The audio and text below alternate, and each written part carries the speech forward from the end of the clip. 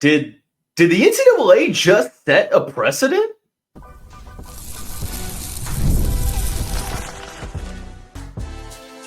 You are Locked On Louisville, your daily podcast on the Louisville Cardinals. Part of the Locked On Podcast Network, your team every day.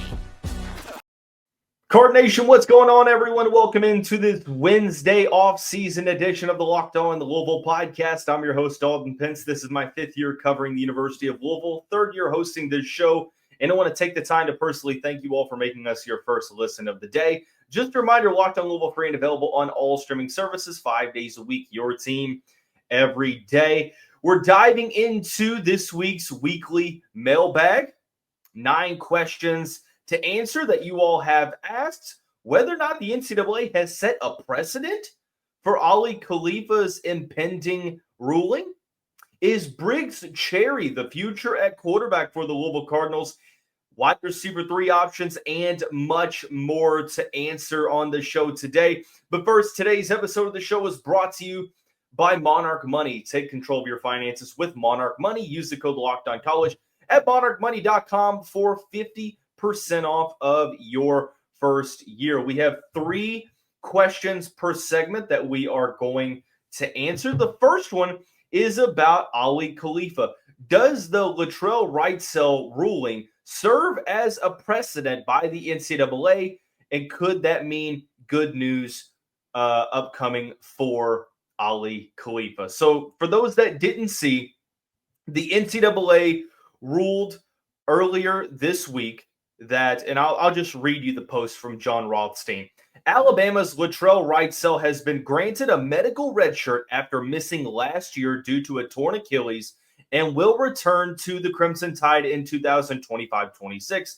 Per release, averaged 11.5 points per game in 8 games prior to injury. Now, why would this potentially serve as a precedent? Well, if you look at the years that Latrell Wrightsell has played, he played 3 seasons with Cal State Fullerton and spent 2 years with Alabama. Now, his first year at Cal State Fullerton was 2020-2021, which was supposed to be a quote-unquote free season for college basketball players.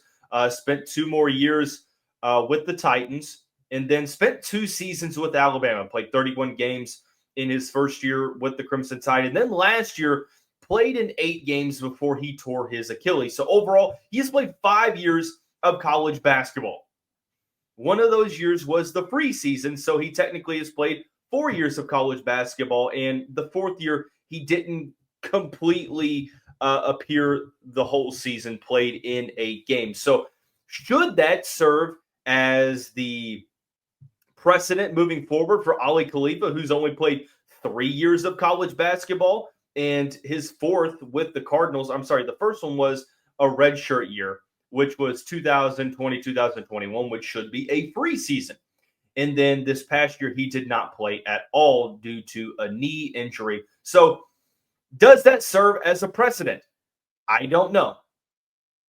I have given up on trying to make sense of what the NCAA does and why they do it. Should it serve as a precedent? Without a single doubt, it should. Because you're telling me that a guy, and look, this isn't criticism about Wrightsell, because I think that he has a case to be made, right? And he gets ruled eligible. He gets granted that medical waiver, that red shirt, and is going to play his 6th season of college basketball. Congratulations to him. I'm not really worried about this situation. I'm worried about why he would be granted another year of eligibility and why others would be granted another year of eligibility, but Aly Khalifa would not be. Because if the case is, well, he could have came back at some point last season, okay, cool. Wrightsell played in 8 games and still got that medical red shirt. What's different here for Aly Khalifa? So I don't know if it does serve as a precedent, but it should. This should foreshadow good news for the Cardinals. And of course, Louisville's camp has been pretty clearly optimistic, and I would imagine that hopefully we get some news in the next couple of weeks. I'm just intuition based there. I don't know when they're going to, but hopefully this means that some news is coming down the pipeline.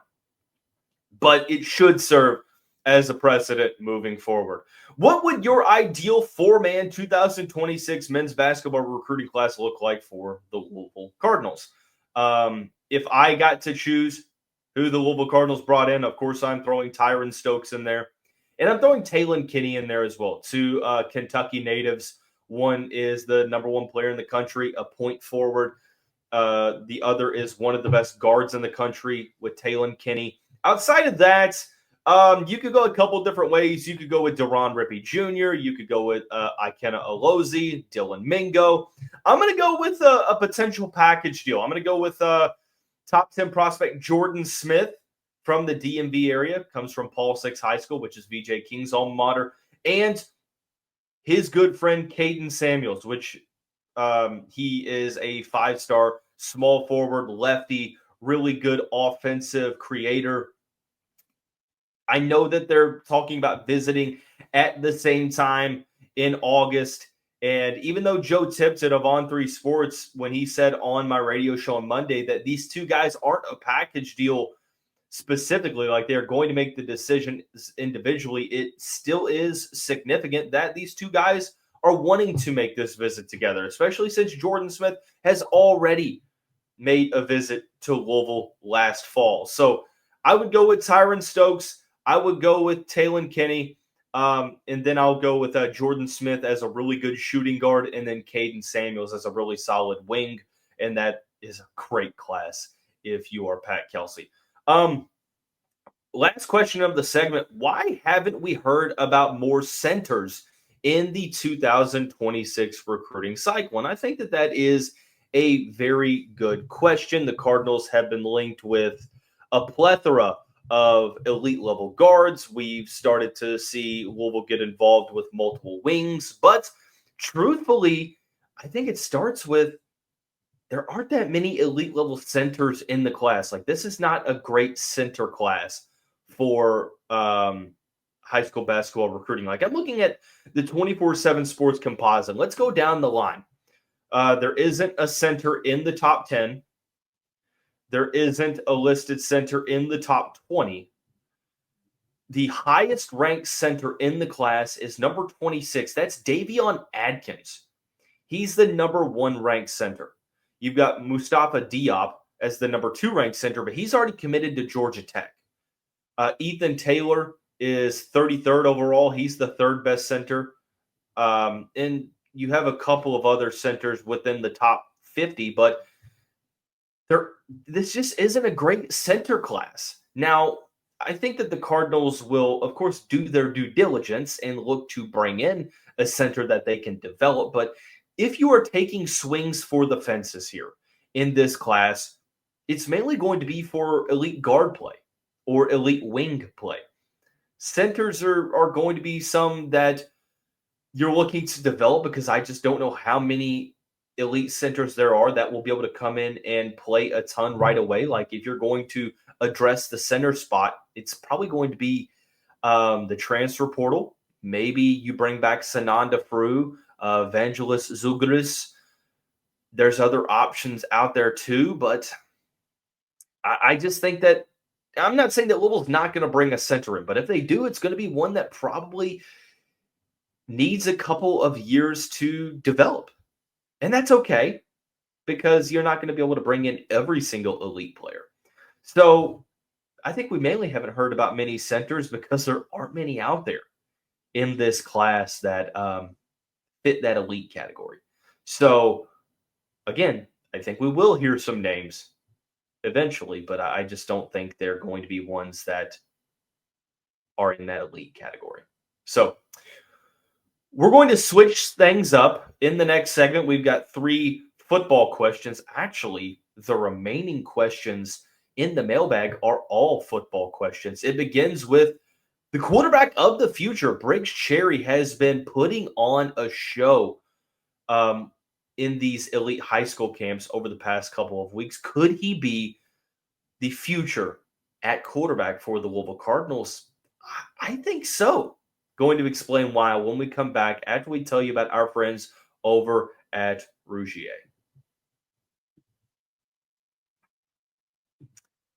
Card Nation, you probably heard of Viagra or Cialis. Maybe you've even tried them, but if you're looking for someone beyond the usual pill, it's time to meet Rougier Ready. It's a next-gen prescription treatment designed to amplify arousal in the brain and boost blood flow. Rougier's 3-in-1 formula dissolves under your tongue and kicks in fast, on average in 15 minutes, and effects can last up to 36 hours. You can even read the real customer reviews on their site. It's helping a lot of people feel more confident and present in the moment. Head to rougier.com/lockedoncollege and use the code LOCKEDONCollege at to get 15% off today. That's RUGIET.com/lockedoncollege and use the promo code LOCKEDONCollege for 15% off.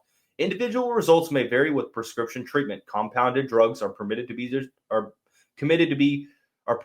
be prescribed under federal law, but are not FDA approved and do not undergo FDA safety, effectiveness, or manufacturing review. Please visit the Rougier website for full safety information.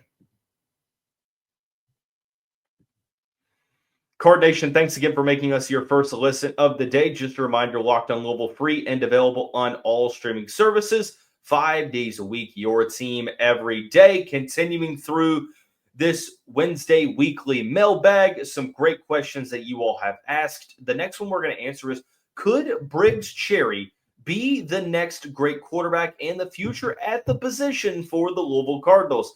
Briggs Cherry has been showing out over the past couple of weeks. He has really been incredible for the Cardinals.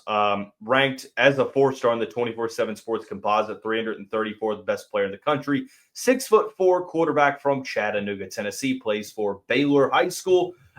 He has been a player that has turned some heads for the Elite 11 quarterback finals. You look at the awards that he has received: the best arm talent, the most accurate, and has also been one of the best statistical quarterbacks at the 7-on-7 competition. So let's think about that. The Elite 11 finals, I mean, the top quarterbacks in every cycle, he gets voted the best arm. That's pretty solid. The most accurate, combine that together, and it's like, okay, that feels pretty good. And then he has been one of the best quarterbacks statistically, the 77, and it's like, what is missing here? And he might not be the best athlete, but that's okay, because a Brom-type quarterback, you don't need to be. So could Briggs Cherry be the future at quarterback for the Cardinals? I don't see why not. It feels like this is the best quarterback commitment that the Cardinals have gotten under Jeff Brom, even better than guys like Pierce Clarkson, and that's no disrespect to anybody they brought in. But with Briggs Cherry, what he's been able to do, he's been rising up rankings. Really good arm, really good accuracy. Statistical numbers are there. Solid feel in the pocket and great instincts. Like, this just feels like a prototypical quarterback for Jeff Brom, and we already know that Jeff Brom does a great job of maximizing that skill set and getting the most out of his quarterbacks. Guys, I think we're looking at the next best quarterback at Louisville. I think he's the future for the Cardinals at that position. Who emerges as wide receiver 3? We understand that Chris Bell and Colin Lacey seem to be number 1 and number 2, but who is going to separate themselves as wide receiver 3? I look at a couple different options that we've talked about. I think that Trayshawn Hurry, the San Jose State wide receiver, Dakari Collins, the NC State wide receiver, and Antonio Meeks could be in that conversation. I'm going to predict that Trayshawn Hurry is going to be that wide receiver 3. 6'2", native of Palmdale, California, had 28 catches for 482 yards and 2 touchdowns this past season for the Spartans, averaged 17.2 yards per reception. I think that the Cardinals really need that home run threat, that big play receiver.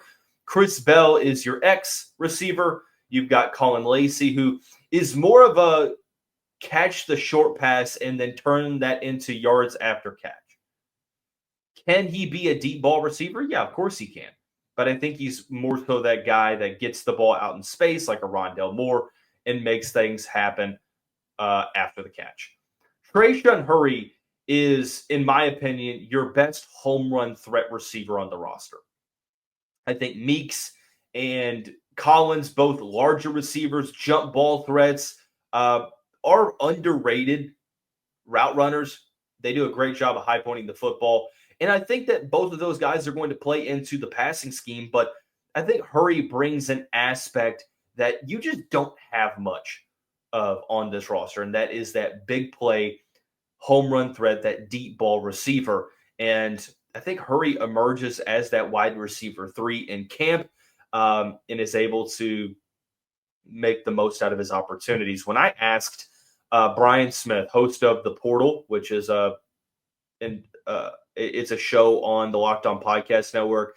Brian Smith also is the national college football analyst for the Locked On Podcast Network. When I asked him about the Cardinals portal class that they're bringing in, the guys that stood out to him, even before the episode, he said, Trayshawn Hurry, he's a prototypical bring in from the lower ranks and watch his stock explode. And I think that, he is that next best non-power 4 receiver to step in and be able to explode. So Trayshawn Hurry will be my choice for wide receiver 3.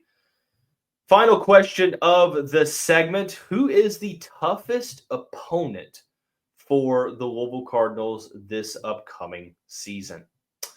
I think that you pretty much have 3 different options to go with. It's Clemson, Miami, and SMU. 2 of those games are road games, Miami and SMU. But if we're going from strictly like a toughest opponent on the schedule, not toughest game, but toughest opponent, I'll be honest with you.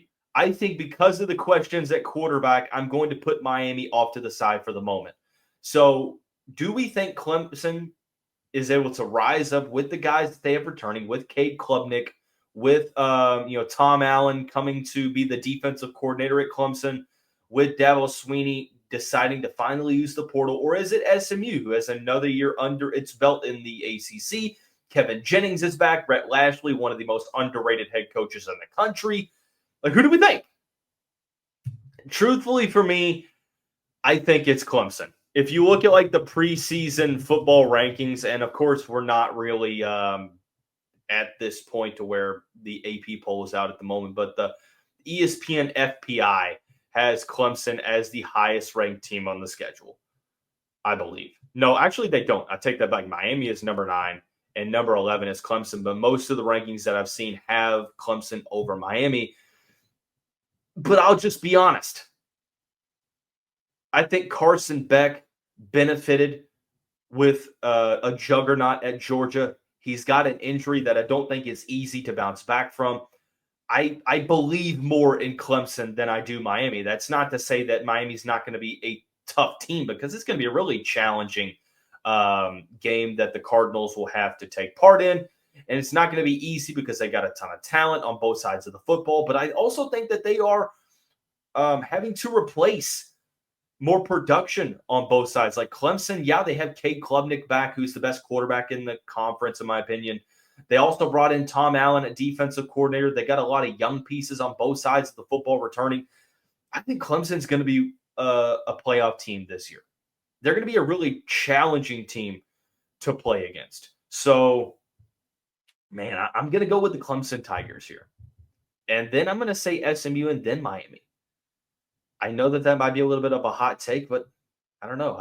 There's so many different variables that go into the equation over at Miami, and kind of a wait and see approach. But when we come back, 3 more questions about when that first Louisville loss will come. Is this a make or break year for Ron English, and more? We will answer those questions after we tell you about our friends and the title sponsor of the show, Monarch Money. Card Nation, if you're like me and you're wondering where all your money went, if you want to manage your money easier, I mean, Monarch Money has been a game changer for me. Whether it's growing savings or planning a big purchase, Monarch puts you in the driver's seat. It's more than just a budgeting app. It's a complete financial command center, guys, where you can track all your accounts, investments, and spending all in one place. Like for me, I think that one of the issues when it comes to saving money and managing that is like tracking subscriptions, whether it is, Apple Music, whether it is, Netflix or Hulu. They just add up. And sometimes you kind of forget about it. But Monarch's like, oh, whoa, whoa, whoa, whoa. Don't forget about them because they're right here. And it has been a game changer for me. So take complete control of your finances with Monarch Money. Use the code LOCKEDONCollege at monarchmoney.com for 50% off your first year. That's monarchmoney.com with the code LOCKEDONCollege for half off of your first year. The final episode of this off-season month of June will air later this week, whether it's Thursday or Friday, when we get back into the into the season months beginning in July. We're going to have a 10-part series where we preview each position for the Louisville football team this upcoming season. We're going to be heavily invested into football preview. I know some of you have been looking forward to that, and I told you, just be patient a little bit and we will get there. But we still have a mailbag to conclude. The first question in the final segment is, when will the first loss come for the Louisville Cardinals this season? And it's going to be pretty intriguing because the first legitimate test, I think, is Friday, October 17th at Miami. And that is the sixth game of the season. That's the sixth game of the season. But will that be the first loss for the Louisville Cardinals? I mean, you have a couple of trap games. The Cardinals have had a trap game pretty much every season. And when will the Cardinals get that first loss? And you have Eastern Kentucky, which I think is going to be a win. James Madison and Bowling Green. I do think, so I personally think that Louisville's going to go 10-2 this season. And I think that those two losses are going to be to Clemson. And I'm going to say it's either at Miami or at SMU. So I'm going to go with the Miami game for the moment on the road. They've got some really solid pieces. Going to be a challenging game. I'm just going to, for the moment, say that first loss is going to come in the sixth game of the year against the Hurricanes. The Louisville Cardinals will be 5-1 and then have one loss until they play Clemson on November 14th. So my intuition is just telling me that there's going to be a trap game that Louisville's going to have to avoid. Now, whether they successfully avoid that game or not, well, to be determined. But I'm going to say that first loss is going to come to the Miami Hurricanes on October 17th. I hope not, but I'm going to say it will. What position are you most excited about for the Louisville defense this upcoming season? I'm going to go with the linebacker core. I think that you have a lot of returning production with TJ Quinn, who decided to come back. You have Stanquan Clark, who I think is going to be one of the best linebackers in the country. I think you see TJ Capers take that next step forward, guys. I think that really talented player that, redshirted his first year due to injury in which he was supposed to be a high school senior. Last year was his first full year and played special teams, had some moments early on in the season, but has been a huge part of the Cardinals' spring training. Gosh, this isn't baseball, Dalton. Spring practice where he's turned things around. The coaching staff has raved about him. I think that athleticism is going to be put on full display. So you have that trio of really good linebackers, but don't forget, you've also got some linebackers coming in. Most notably, the Tennessee transfer Caleb Perry, who was a rotational player in the SEC. I think that he is going to be a guy that you can rely upon in the rotation to give you some solid snaps.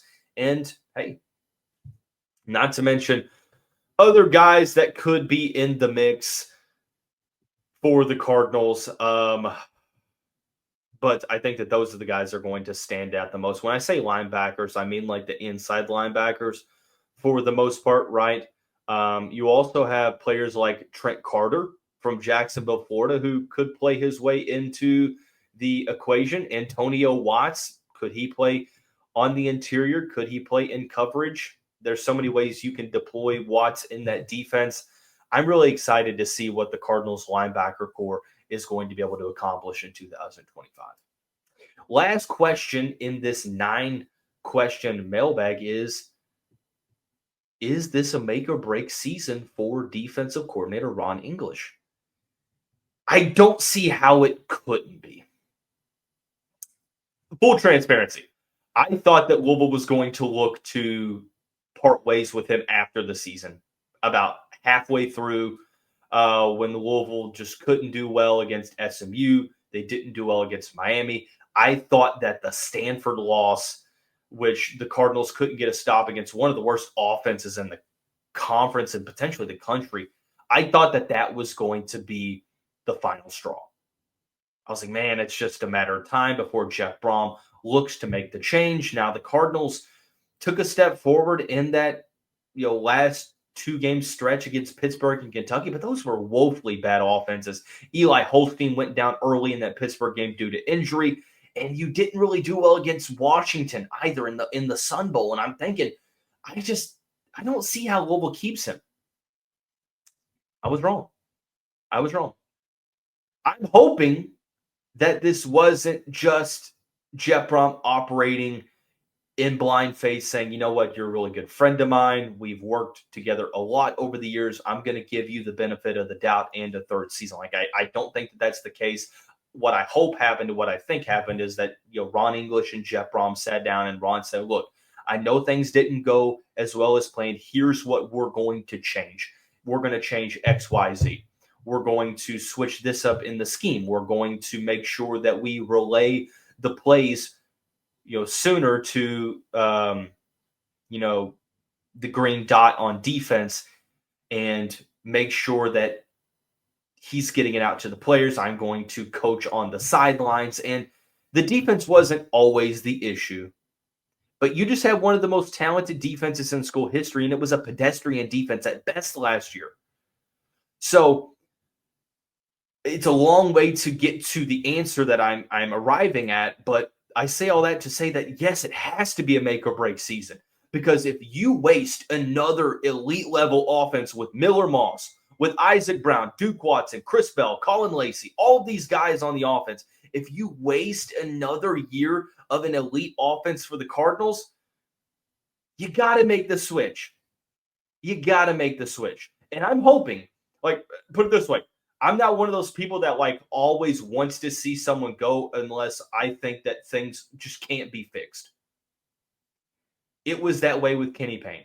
I tried to give him the benefit of the doubt, but I found out early in year 2, this just is not going to work. He has to go. Ron English, I'm giving him the benefit of the doubt going into year 3. I'm giving him the benefit of the doubt, and I'm praying that he figures things out and is able to put the Louisville defense in the best position to succeed, and you maximize the offense that you have. So this is indeed a make or break season for Ron English, because if it's another bad season for the defense, I just don't know how you can honestly keep him as the Cardinals defensive coordinator for year 4 of Jeff Brom. But hopefully we don't have to have that conversation at the end of the year. But that is going to wrap up this episode of the show. Everyone have a great day. We'll see you back here really soon